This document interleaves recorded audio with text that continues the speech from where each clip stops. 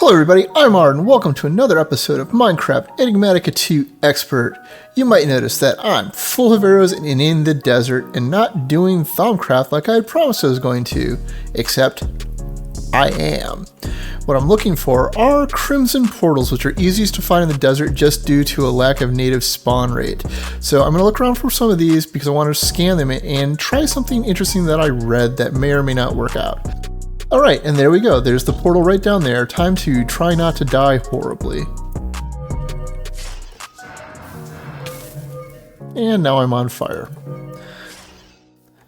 Okay, the thing that I read that you can do, however, is you can capture the portal itself in a soul vial or some other thing to make a spawner out of it. So I'm going to just try the spawner changer on it.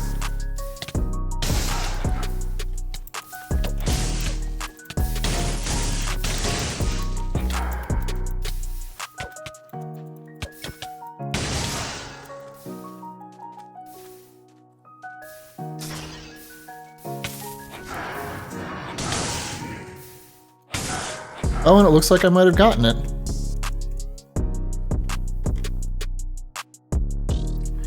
Yep, sure did. Time to kill the last of these guys.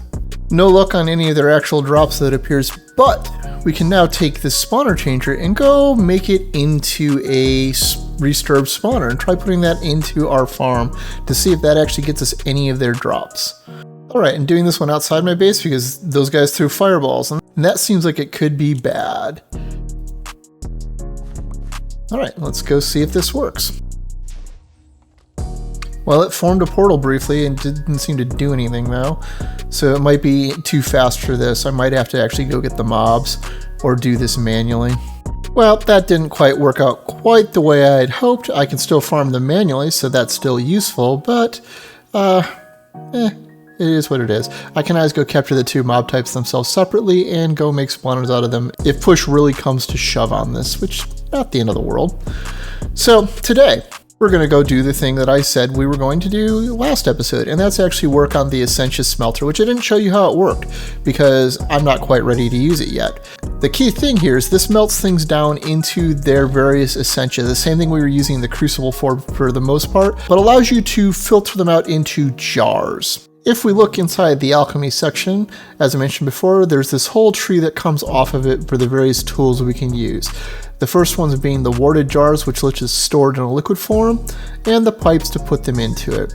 If we look at the jars, we already have the ability to do it, and they're pretty simple to make. It's just a bunch of glass panes and some wood, and a little bit of viz. There are also labels that you can make. It will give you an icon to show you what's in the jar, as well as these lid braces which can lock them to only be used by the pipes. There's also a void jar which I believe vents any excess that gets tossed into it so that you don't have to worry about overflow. That said, using the Essentia Furnace causes flux, so we've got to be careful how much we use this for the time being. I ideally do not want to set off a flux disaster in my lab. Now if we go into the Essentia tubes here, we need to make a few things before we can move on, which is just files of next tier Essentias. Oh, and I forgot, we also need to make the Arcane Alembic. It's been a long time since I've messed with any of this. This goes on top of the smelter. You can see the instructions for it right here. So we also need to make this. Alright, so I put the Alembics on top of the smelter. So we've got this set up. You can stack up to 5 on it. It just increases storage. It does not increase speed. The docs will pretty much tell you this. I also made some warded jars. So the next step to unlock the Essentia tubes was to create the files, and to create the files we need to use the smeltery now. So what you do is you go into the interface and you throw in the items you want. In this case we need alienus, so we'll do ender pearls, which will also get us the modus or whatever the other one's called. And then you add fuel, which I have forgotten. Alright, now that I remember to put a coal in here, you see that it starts melting down the ender pearls. And if you look up here, you can see that it is filling up and it's also releasing some flux. Once this finishes up, we can just right click it with the jar or file, I think, but the jar is what we actually want it in. Because when we do this, we can put it down the ground. You can set the correct jar on the ground, the one that actually has the alienus in it, and put a label on it. This will keep it from putting any other fluids into it other than this once we set it up for piping. But we want it in our inventory for now because we need to finish emptying this out. Now that we have that done, we can then put the nether wart in for 2 of the other ones that we need. And for the last one, we're going to use amber to get vinculum. And now we can use the files on these to get the materials that we need.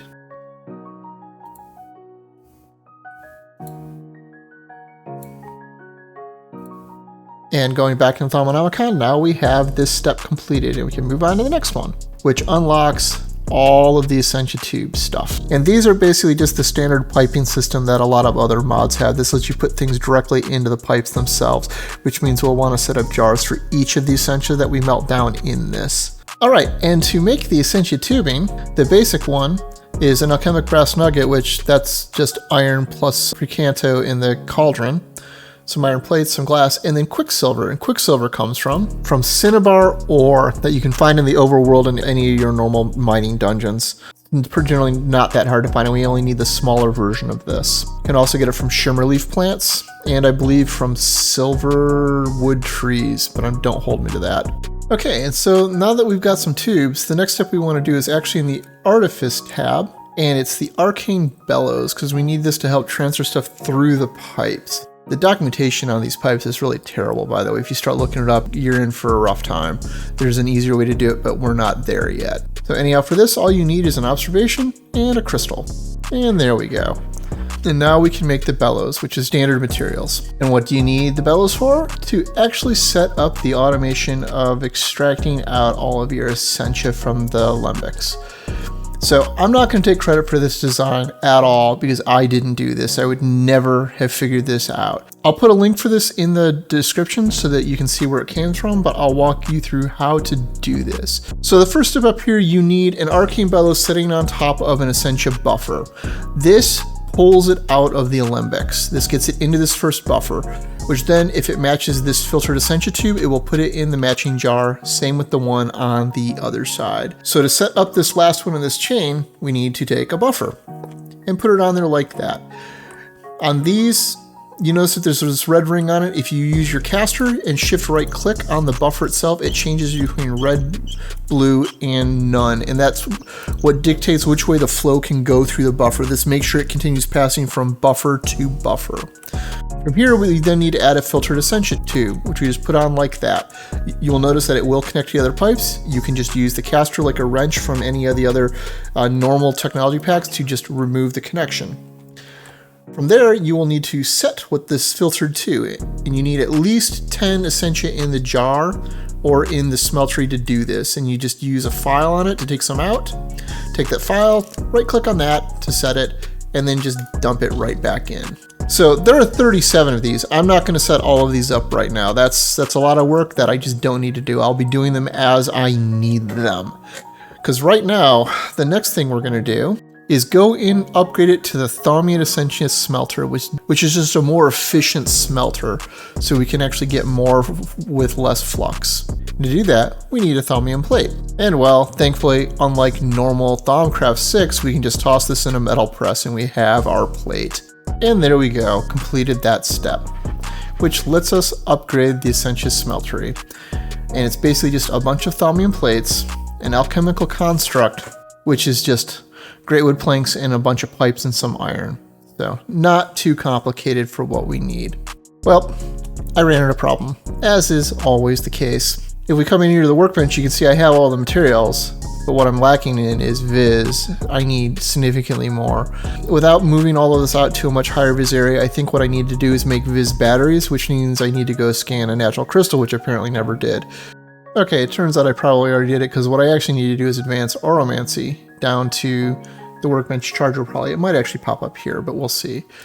But to do this, we need to make another blank lesser focus, or make one at all, I guess. So aurum, precanto, and vitreous. Okay, and that was pretty easy. I just chucked a nether star in with some glass to get it.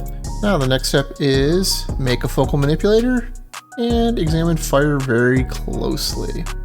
I don't know what that means. I guess we're going to have to find out. And the focal manipulator is pretty easy to make in the scheme of things. So that part's done. And the examine fire closely was just scan fire, which I apparently hadn't done and thought I had. So problem solved. Now it explains how the various spell type things work, which we're not going to do because that's not what we're after here. Alright, and now we can open up the recharge pedestal, which just immediately opens up and lets us craft it. Looks like it's pretty simple to make, but I don't really think I have a need for it. Well, while doing research to unlock the workbench battery thing, I gain enough warp unfortunately, to unlock this. For better or worse, this at least lets me see here and start working on the sanity checker, though. So it could be worse. I'm not completely mad yet. Anyways, back to the workbench charger, which did not unlock the battery. That is unfortunate because I don't think I can make this. Yep, 200 power, same problems before. All right, I'm over it. I just brought a table into the Twilight Forest right by my portal, and there's enough of his here. So we're just going to do it here and solve this problem once and for all. There. Problem solved. No longer an issue. I still need to figure out why I can't unlock crystal farming or the Viz battery, but this solves the issue. I'm going to have to figure that out eventually. It might be because I haven't scanned all the crystals. I have no idea. And now I've got the Thaumium Essentia Smelter, and I think this is where we're going to call it because I got way off track on this. Let's go do loot chests. Looks like it's 9 loot chests this time. Let's take a look at what we got. Well, if I wanted to blow up my base, this is how I would go about doing it. No idea what this is. More fire mills, so that's more free grid power, yes. Another monocle that we got forever ago that we don't really need. Food we haven't eaten. Take a free litherite crystal, I guess. Or 9 of them.